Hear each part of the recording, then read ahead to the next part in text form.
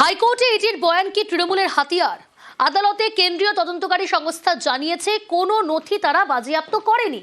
প্রথম দিন থেকে তৃণমূল দাবি করেছে কয়লা পাচারের তদন্তের নামে তাদের ভোটের নথি হাতাতে আইপ্যাকে অভিযান করে ইডি। এদিন ইডির বয়ান রেকর্ড করে আদালত। তৃণমূলের মামলা নিষ্পত্তি করে দেন বিচারপতি। স্থগিত করে দেওয়া হয় তল্লাশিতে বাধার অভিযোগে ইডির করা মামলা।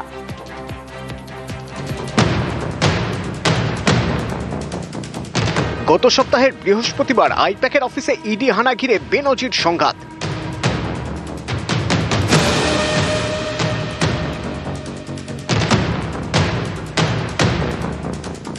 তৃণমূলের দাবি তাদের ভোটের নথি স্ট্র্যাটেজি হাতাতেই ইডির রেড। ইডি দাবি করে কয়লা পাচার নিয়ে পুরনো একটি মামলায় অভিযান চালায় তারা। তৃণমূল এবং ইডি দুপক্ষই একে অপরের বিরুদ্ধে হাইকোর্টের দ্বারস্থ হয়। বুধবার ছিল সেই জোড়া মামলার শুনানি। সেখানেই তৃণমূলের করা মামলার নিষ্পত্তি করে দেন বিচারপতি শুভ্রা ঘোষ। এদিন শুনানি পর্বে ইডির আইনজীবী অ্যাডিশনাল সলিসিটর জেনারেল এস.ভি. রাজু বলেন, ইডির অভিযানের সময় সেখান থেকে নথি নিয়ে যান মমতা বন্দ্যোপাধ্যায়। সেই নথি ইডিকে ফেরত দেওয়া হোক। ইডি কোনো নথি বাজেয়াপ্ত করেনি। তখন তৃণমূলের আইনজীবী মনিকা গুরুস্বামী বলেন, ইডির বক্তব্য রেকর্ড করুক আদালত। এরপর ইডির আইনজীবীও বলেন, 8ই জানুয়ারি আইপ্যাকের অফিস এবং সংস্থার কর্ণধারের বাড়ি থেকে অভিযানে পাওয়া নথি নিয়ে যান মমতা বন্দ্যোপাধ্যায়। এই সওয়াল রেকর্ড করা হোক। এই মন্তব্য রেকর্ড করার পর তৃণমূলের মামলা নিষ্পত্তি করে দেন বিচারপতি শুভ্রা ঘোষ। অল ইন্ডিয়া তৃণমূল কংগ্রেস যে রিট পিটিশনটা ফাইল করেছিল, প্রথমে আর্গুমেন্ট হয়েছিল মেনটেনেবিলিটি এটসেট্রা এটসেট্রা। আইপ্যাকের হয়ে অ্যাপিয়ার করেছে, সে অ্যাপিয়ার করে দুটো পাঞ্চনামা দেখিয়েছে কোর্টকে। কোনো কিছু সিজ হয়নি আর কোনো কিছু পাওয়া যায়নি, যেটা একটা খুব একটা সন্দেহজনক। ইডির যে council additional solicitor general during course of his submission এটাও বলেছে কোনো সিজ করা হয়নি কোনো কিছু। তাই জন্য জজ সাহেব রিট পিটিশন ডিসপোজ অফ করে দিলেন অন দেয়ার টার্মস যে কোনো কিছু সিজ হয়নি বলে। ইডির বয়ানকে হাতিয়ার করছে তৃণমূল, কারণ তৃণমূল প্রথম থেকেই দাবি করেছে কয়লা পাচারের তদন্তে নথি বাজেয়াপ্ত করতে নয়, তৃণমূলের ভোটের নথি পেতেই অভিযান চালায় ইডি। আর এদিন ইডি আদালতে জানালো তারা অভিযান চালিয়ে সেদিন কোনো নথি বাজেয়াপ্ত করেনি, অর্থাৎ কয়লা পাচারের তদন্তে কোনো নথি বাজেয়াপ্ত হয়নি। আমাদের যে মূল অভিযোগ সেই অভিযোগ অটুট রয়েছে। এবার সেই অভিযোগের চাপে পড়ে গিয়ে এখন ইডিকে বলতে হচ্ছে যে আমরা কিছু সিজ করিনি। ইডি তার কোনো উত্তর দিতে পারছে না। তারা কখন সে বাড়িতে গেছে, তারপরে অতটা সময় তারা ওখানে কি করছিল, চোখের সামনে হয়েছে, উত্তর তুলে আনা হয়েছে। যেসব জিনিস সার্চ এন্ড সিজারের কাজ হওয়ার কথা সেগুলোকে টেনে হিজড়ে বার করে আনা হয়েছে। সবুজ পাই সারা বাংলা দেখেছে। মানুষ আর এসব শুনতে চায় না, বুঝতেও চায় না। মানুষ জানে দুর্নীতির কাছ থেকে বাঁচতে গেলে তৃণমূলের বিসর্জন দরকার। এদিন হাইকোর্টের শুনানির শুরুতে ইডির আইনজীবী বলেন, সুপ্রিম কোর্টে আবেদন করা হয়েছে, 1 সপ্তাহের মধ্যে শুনানি হবে।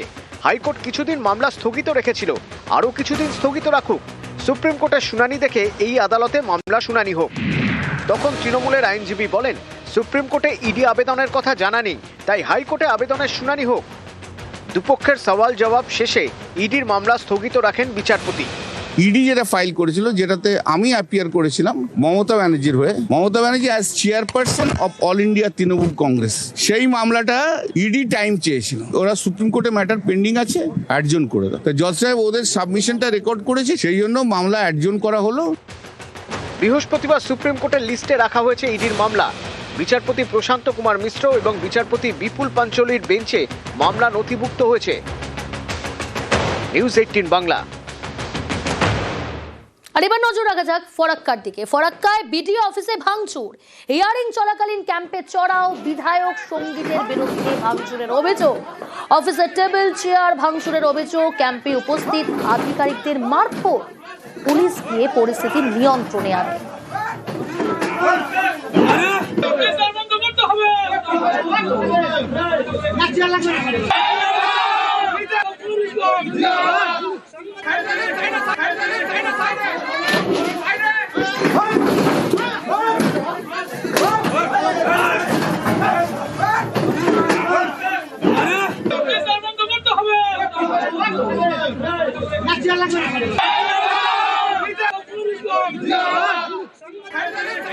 আরে আমার 7টা ছেলে আছে না 9টা ছেলে আছে, তোমার দেখার কি আছে?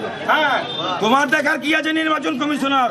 এই যে আন্দোলন চলছে, এই আন্দোলনে যদি আমরা সুরাহা না পাই, এই যে ধর্ণা লাগলো, একটিও কাগজ আমরা দেখাবো না। বিগত কিছুদিন আগে যেটা দেখলাম ধুলিয়ান যে ঘটনা ঘটলো, সেই ঘটনারই মূল কাণ্ডারি এই বিধায়ক মনিরুল ইসলাম। এটা নতুন কিছু না, বিডিও অফিস কেন, এরপর দেখবেন এসডিও অফিসও হয়তো ভাঙচুর করতে পারে, তারপর দেখবেন পুলিশ থানাও ভাঙচুর করতে পারে, এটা তো নতুন কিছু না।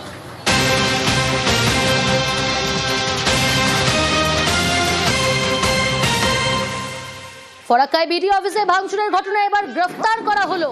কোথা থেকে গ্রেফতার, কতজন গ্রেফতার, এ বিষয়ে বিস্তারিত জানবো। সোমরাজ রয়েছে টেলিফোন লাইনে। সোমরাজ, দেখো, ইতিমধ্যেই গোটা ঘটনায় দুজনকে গ্রেফতার করা হয়েছে বলে নির্বাচন কমিশন সূত্রে জানা যাচ্ছে। গোটা ঘটনায় জাতীয় নির্বাচন কমিশনের তরফে এফআইআর করার নির্দেশ দেওয়া হয়েছিল জেলা শাসককে। যে ঘটনা ঘটেছে মূলত শুনানি চলাকালীন ক্যাম্পে ঢুকে যেভাবে এমনকি এই আরোকে হেনস্থার পর্যন্ত ঘটনা ঘটেছে। ইতিমধ্যেই জাতীয় নির্বাচন কমিশনের নির্দেশে সংশ্লিষ্ট বিডিও এই থানায় অভিযোগ জানিয়েছেন, রাজ্য পুলিশের কাছে অভিযোগ জানিয়েছেন। গোটা বিষয়টি নিয়ে কমিশনের সঙ্গে কমিশনের তরফ থেকে যোগাযোগ করা হয় রাজ্য পুলিশের ডিজি রাজীব কুমারের সঙ্গে, এবং গোটা ঘটনায় কড়া পদক্ষেপ নেওয়ার কথা বলা হয় জাতীয় নির্বাচন কমিশনের তরফে রাজ্য পুলিশের ডিজিকে বলে কমিশন সূত্রে জানা যাচ্ছে। এবং তারপরেই জানানো হয়েছে যে গোটা ঘটনায় ব্যবস্থা নেওয়া হবে। ইতিমধ্যে রাজ্য পুলিশের তরফ থেকে কমিশনকে জানানো হয়েছে গোটা ঘটনায় দুজন গ্রেফতার হয়েছে এবং গ্রেফতারের সংখ্যা আরো বাড়বে বলেই রাজ্য পুলিশের তরফে জানানো হয়েছে ইতিমধ্যেই কমিশনকে। গোটা ঘটনায় জাতীয় নির্বাচন কমিশন কড়া মনোভাব নিয়েছে বলেই কমিশন সূত্রে খবর। বেশ। কল্যাণীর বিজেপি বিধায়ককে ঘিরে বিক্ষোভ তৃণমূলের, দফায় দফায় উত্তেজনা, ভোটারদের নামবাদের ফর্ম জমার চেষ্টার অভিযোগ বিজেপি বিধায়ক অম্বিকা রায়ের বিরুদ্ধে। ভিন রাজ্যের নম্বর প্লেটের গাড়িতে আসারও অভিযোগ। তৃণমূলের অভিযোগ অস্বীকার অম্বিকা রায়। কল্যাণী এসডিও অফিসের বাইরে ও ভিতরে উত্তেজনা ছড়ায়।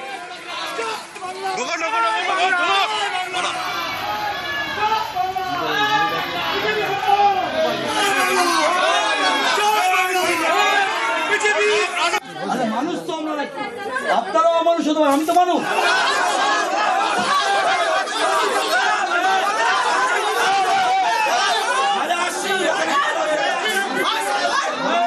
রাতে কল্যাণী থানার সামনেও বিক্ষোভ, পাল্টা বিক্ষোভ।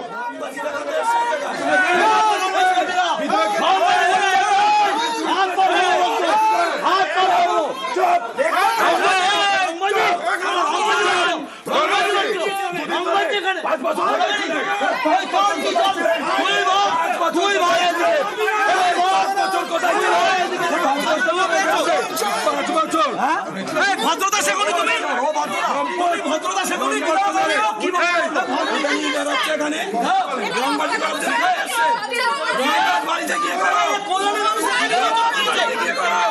ওই রং ভদ্রতা শিখুন,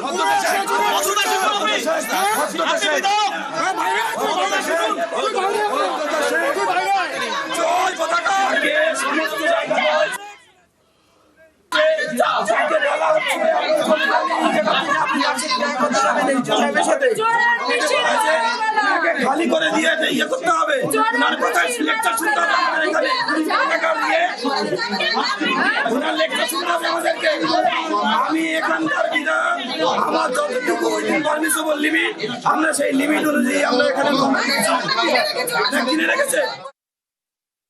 আমি আমাদের ইয়ারিংয়ের কথা বলতে এসেছি, এই বিষয় জানতে এসেছি। আমি এসডিও সাহেবের ঘরে টাইম চাইলাম, তো আইসি সাহেব গেছে, আমি বললাম যে আমরা যাবো। উনি বললেন গায়ের উপর দিয়ে যান। এটা কোনো মানে হয়? এমন আমরা কি মানুষ না মানুষ যে আমরা গায়ের উপর দিয়ে যাবো? শুধু এসডিও অফিস নয়, রাতে কল্যাণী থানার সামনেও বিক্ষোভ, পাল্টা বিক্ষোভ।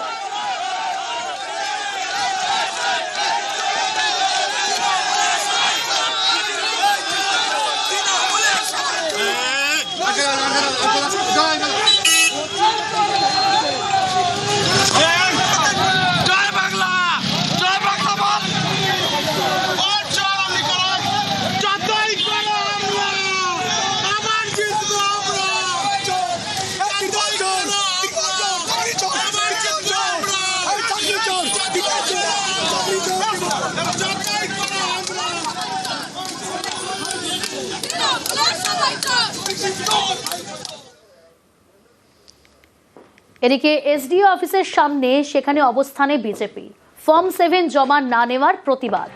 অবস্থানে বিজেপির 3 মতুয়া বিধায়ক, আচমকা ফর্ম 7 নেওয়া বন্ধের অভিযোগ।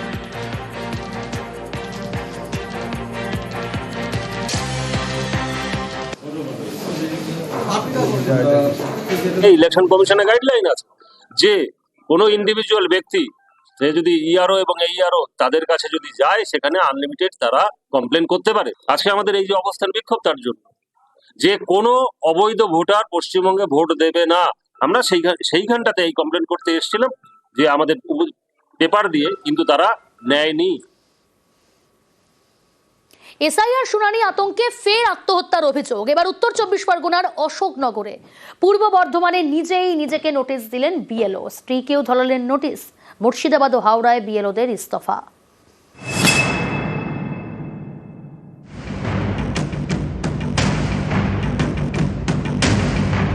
বছর 62 নিখিল দাস উত্তর 24 পরগনার অশোকনগরের বাসিন্দা। বুধবার ভোরে গুমা স্টেশনের কাছে রেল লাইনের পাশে তার দেহ উদ্ধার হয়। পরিবারের দাবি, এদিনই এসআইআর শুনানিতে যাওয়ার কথা ছিল বৃদ্ধের, তার আগেই আতঙ্কে আত্মহত্যা করেছেন। সন্ধ্যাবেলায় এরকম বেরিয়ে গেছে। আজকে আমাদের হিয়ারিং ছিল, কালকে রাতে উনি টেনশনে ছিল খুব, সবার কাছে বলতো যে আমার কি হবে, আমার ভোট কাটা যাবে।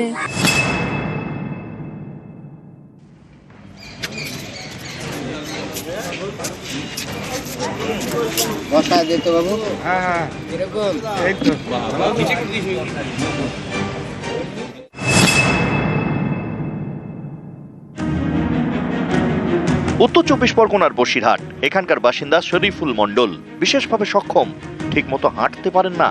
তাকেও বুধবার যেতে হয় এসআইআর শুনানিতে। খুব কষ্ট করে আজকে আমি এই বিড অফিসে এসেছি। আমার সাথে একজন নিয়ে আসতে হয়েছে, তার 500 টাকা থেকে মানে 700 টাকা তার আছে গাড়ি দিতে হয়েছে, বা প্লাস গাড়িও করতে হয়েছে। এটা হিয়ারিংটা আমাদের অফিসে হবার, বাড়িতে হবার কথা ছিল। আমি 100% প্রতিবন্ধী। দেবশঙ্কর চট্টোপাধ্যায় পূর্ব বর্ধমানের কেতুগ্রামের প্রাইমারি স্কুলের শিক্ষক, 165 নম্বর বুথের বিএলও, সেখানকার ভোটার। তার এবং তার স্ত্রীকে ডাকা হয়েছে এসআইআর শুনানিতে। বুধবার দুজনেই নোটিশ পান। লজিক্যাল ডিসক্রিপেন্সিতে আমাদের বাবার টাইটেলটা ভুল ছিল, কিন্তু যদিও 2002 এর লিস্টে কিন্তু বাবার নাম ঠিকই ছিল। তো আমি সেই পরিপ্রেক্ষিতে মাধ্যমিকের সার্টিফিকেট যেখানে আমার বাবার নাম সঠিক রয়েছে আমি সেটা প্রোভাইড করেছিলাম। তা সত্ত্বেও আমার নামে হিয়ারিং নোটিশ ইস্যু করেছে। পূর্ব বর্ধমানের কাটোয়া, এখানকার শ্রীখণ্ড পঞ্চায়েত এলাকায় ভোটার সংখ্যা প্রায় 10,000। স্থানীয়দের দাবি, এর মধ্যে প্রায় 4,000 জনকে শুনানিতে ডাকা হয়েছে। হয়রানির অভিযোগে তারা পথে নামেন। মোট ভোটার সংখ্যা হচ্ছে আপনার 10,000-এর উপর।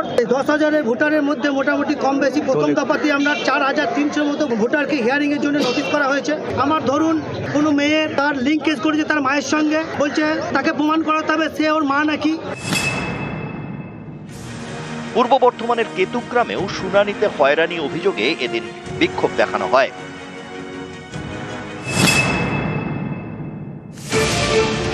মুর্শিদাবাদের ফরাক্কা, এখানকার 200 জন বিএলও এদিন বিডিও অফিসে গণ ইস্তফাপত্র জমা দেন। গত 3-4 মাস থেকে এসআইআর কাজে ব্যস্ত।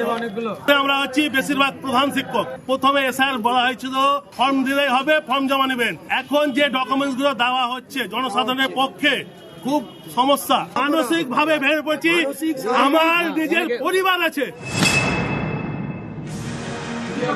আপনাদের প্রচুর লোক আছে, এসব দিয়ে দেওয়া যাবে না বলা যায়, কিন্তু কালকে আমাদের নোটিশ দিতে আসতে হবে।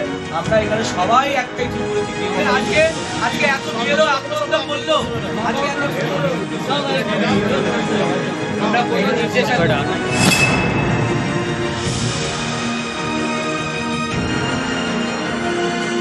ইলেকশন কমিশন এত চাপ দিচ্ছে, আপনারা সেই চাপ নিতে পারছেন না। কিন্তু এই মুহূর্তে যদি আপনারা রিজাইন করেন, সাধারণ নাগরিক কিন্তু অনেকের নাগরিকত্ব চলে যেতে পারে, সেই জায়গাটা যেতে পারে নাগরিকরা। এবারে তারা কিভাবে নাগরিক বাঁচাবে, আমরা যেমন পথে নেমেছি ওরাও নামতে হবে। এসআইআর এর কাজের চাপে নাজেহাল, এই অভিযোগে পূর্ব বর্ধমানের কাটোয়ায় পথে নামলেন বিএলওরা। মঙ্গলকোটে গণ ইস্তফার হুঁশিয়ারি বিএলওদের। কমিশন আমাদেরকে জ্বলন্ত অগ্নিকুণ্ডে ফেলে দিচ্ছে, সাধারণ মানুষকে তারা হয়রানি করছে। তাই আমরা চাই এ থেকে পরিত্রাণ পেতে। এই মুহূর্তে যদি আমরা পরিত্রাণ না পাই তাহলে ভবিষ্যতে আর আমাদেরকে দায়ী করে আমাদেরকে, এই কারণে আমরা সকলেই কিন্তু গণ ইস্তফা দেওয়ার সিদ্ধান্ত নিয়েছি।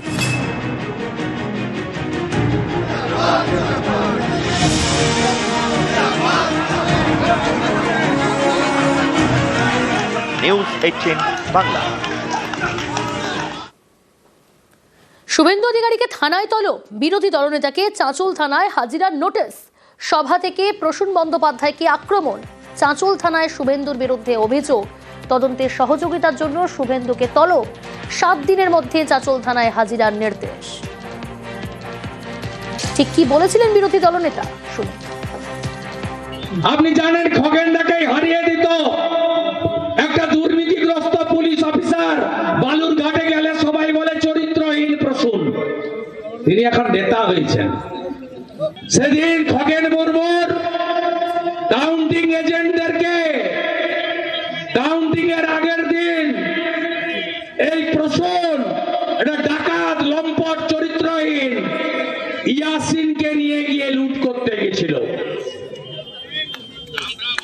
রুখে দিয়েছিল কেন্দ্রীয় বাহিনী। উদ্দেশ্য প্রণোদিতভাবে মামলার অভিযোগ সুকান্ত মজুমদারের।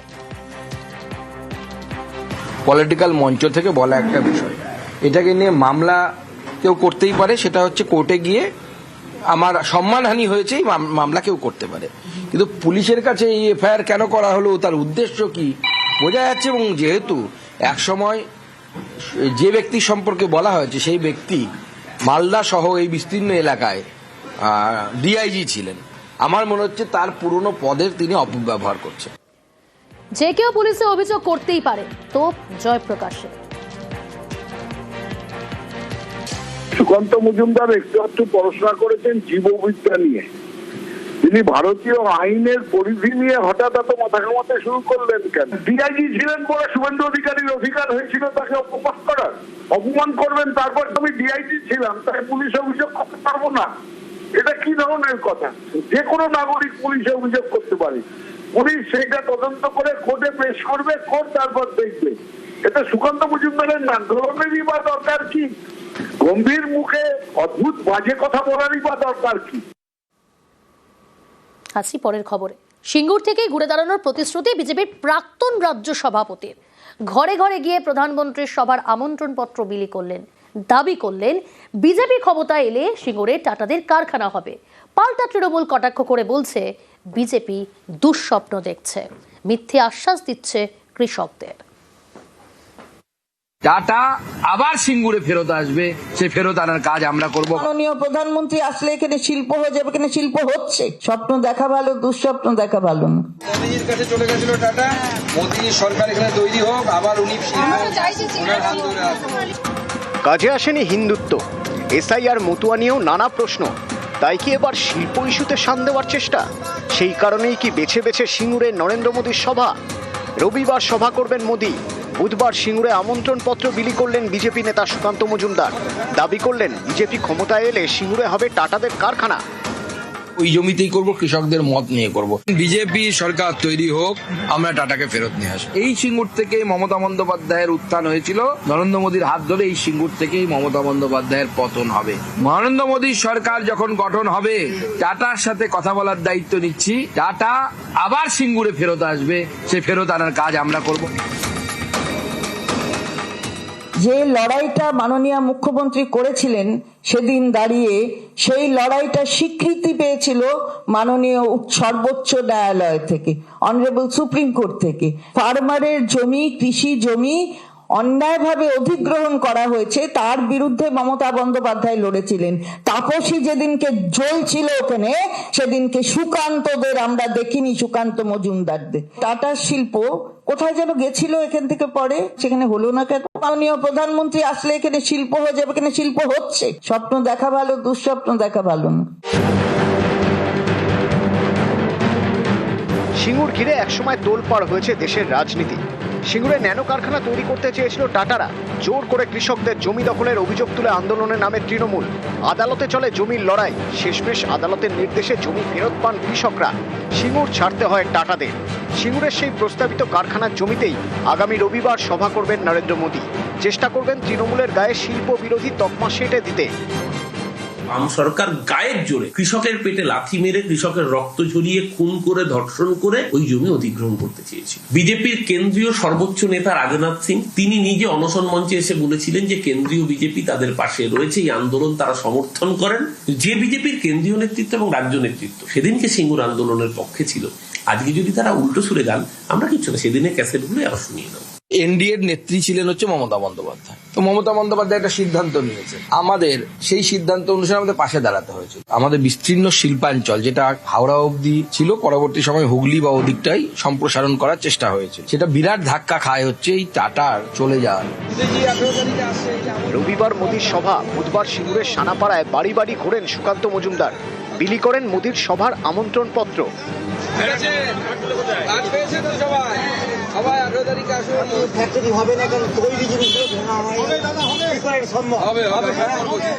ওই ছবি তোলার জন্য 2-3টে বাড়িতে যাচ্ছে, তার বেশি বাড়িতে যাওয়ার ক্ষমতা কিংবা মানসিকতা ওনার নেই। পুরোটাই লোক দেখানো। সিঙ্গুর সম্পর্কে কোনো ধারণা আছে নাকি সুকান্ত মজুমদারের? ও জানে নাকি সিঙ্গুরের লড়াই? আরে টাটাকে তো নরেন্দ্র মোদী গুজরাটে রাখতে পারেনি, তো আবার কি করে টাটাকে আনবে?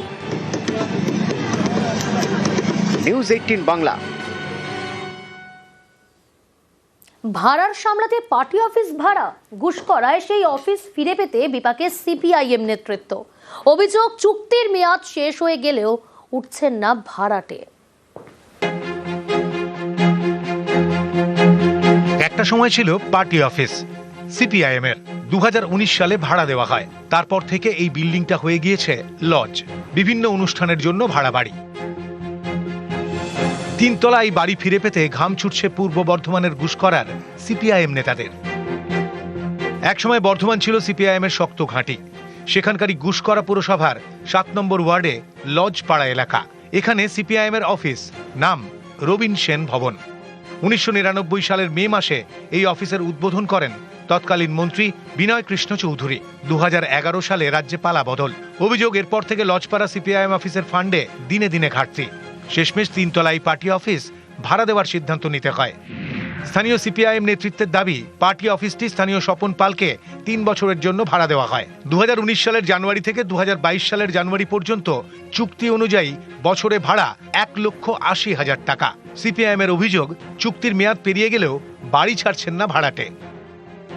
জিনিসটা হচ্ছে তার 19 সালেই শেষ হয় ডিসেম্বর মাসে। পরবর্তী সময় তাকে বিভিন্ন সময় বলার পরও কিন্তু সে এগ্রিমেন্ট না থাকা সত্ত্বেও সেটাকে সে নিজের হস্তান্তরের মধ্যে রেখে দেয়। এবং আমাদের এখন যা সিদ্ধান্ত, তাকে ইমিডিয়েট হচ্ছে রবীন সেন ভবনটা তাকে ছাড়তে হবে। 3 বছর চুক্তি করার পর হচ্ছে আমি বারবার বলা সত্ত্বেও আর নতুন করে চুক্তি করেনি। আমি বলেছি চুক্তিটা একটু বাড়াতে হবে, মানে চুক্তি টাইমটা বাড়াতে হবে, তারপরে হচ্ছে আমি ছেড়ে দেবো, এরকম একটা প্রপোজাল আমি দিয়েছি। সেইটাই আলোচনা চলছে, এখনো ফয়সালা কিছু হয়নি। ওই জায়গাটা নিয়ে জটিলতা তৈরি ঘুষ করার একজন মানুষ হিসেবে এইগুলো আমাদের কানে আসছে, কিন্তু এই ব্যাপারে মন্তব্য কিছু করব না। যে তারা তাদের সম্পত্তি যদি ফিরে নিতে চায়, আর যিনি পেয়েছেন তিনি বা কীভাবে পেয়েছিলেন, তার সঙ্গে নিশ্চয়ই কোনো বোঝাপড়া হয়েছিল, এবং সেই বোঝাপড়াটা নিশ্চয়ই অন্য কোনো রাজনৈতিক দলের মতামত নিয়ে হয়নি বা সাধারণ মানুষের মতামত নিয়েও হয়নি। ওই ব্যাপারটা তাদের মধ্যেই থাকাটাই ভালো। ঘুষখোর থেকে ক্যামেরায় সন্দীপ পালের সঙ্গে শরদিন্দু ঘোষ, নিউজ 18 বাংলা। জাতীয় সড়কে মুখোমুখি 2 দাঁতাল। নাগরাকাটা ব্লকে রাজ্য সড়কে দাঁতালের দাপাদাপি। জাতীয় সড়কে কিছুক্ষণ টহল 2 হাতির। ক্যামেরা বন্দি 2 দাঁতালের ভিডিও। হাতি দেখতেই ভিড় জমে যায় রাস্তায়।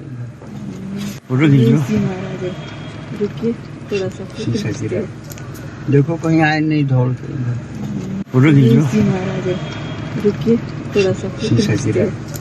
देखो कहीं आए नहीं ढोल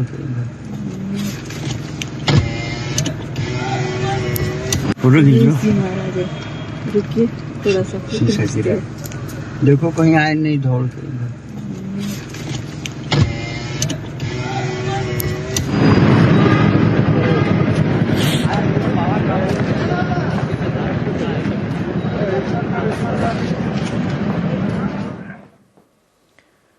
ফাঁসি দেওয়ায় ধান বিক্রয় কেন্দ্রে ফরেদের রমরমা। ধান না কিনে কৃষকদের ফিরিয়ে দেওয়ার অভিযোগ। নানা অজুহাতে কৃষকদের ফেরানোর অভিযোগ। কারসাজি করে ফরেদের ধান কেনা হচ্ছে বলেই দাবি। গুণগত মানের কারণে কেনা হচ্ছে না ধান, পাল্টা সাফাই ধান বিক্রয় কেন্দ্রের আধিকারিকদের। ফরেদের দাপটের অভিযোগও মানতে নারাজ তারা। বলছে যে ধানে ধুলাবালি আছে, কি আছে না আছে, তো ওরা কুলা দিয়ে ওরা পাঁচরাইছে, তো পাঁচরাই বলছে যে 7.5% বার হয়েছে।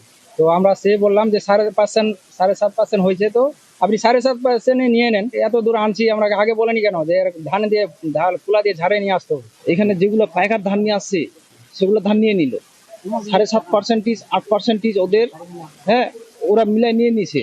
আর আমাদেরগুলো আমরা হচ্ছে কৃষক, আমাদের ধানগুলো বলে আগে বলছিল যে নিয়ে নিব, এখন নিচ্ছে না। धान खराब था इसीलिए हमने बोला था कि उनको साफ सफाई करके झाड़ाई करके धान लेकर आने के लिए शेड्यूल बिठाकर उनका धान लेंगे। पातान भर्ती और डिस्कलरेशन देखिए, धान देख सकते हैं कैसा धुला है। फार्मर खुद आता है, खुद फिंगरप्रिंट देकर खुद धान देता है। तो ये फोरिया वाला ऐसा ये वाला एलिगेशन, ये तो मतलब एलिगेशन ही है।